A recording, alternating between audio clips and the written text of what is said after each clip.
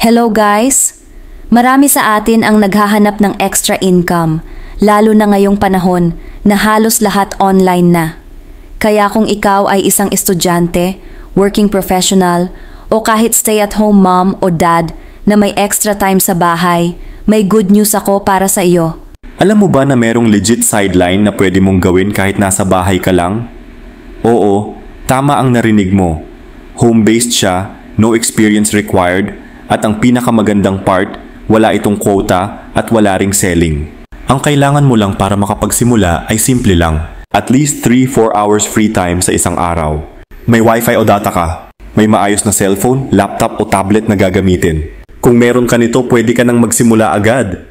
Ano ba ang gagawin? Napakasimple lang. Mag-a-assist ka lang sa clients.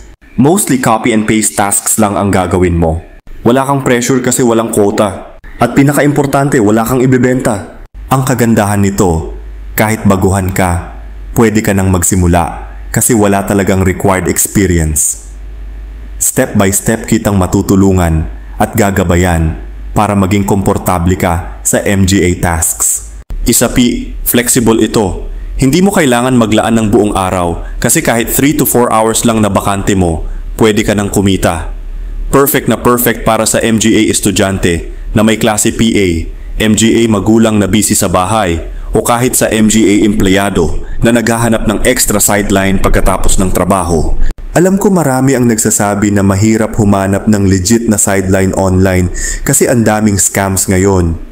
Kaya sinisigurado ko, itong opportunity na ito ay legit, safe, at pwede mo talagang gawing extra source of income.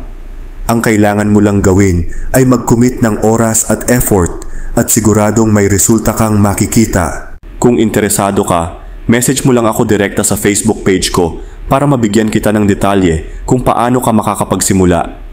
Huwag mong sayangin ang chance na ito kasi habang nagdadalawang isip ka, maraming iba ang kumikita na.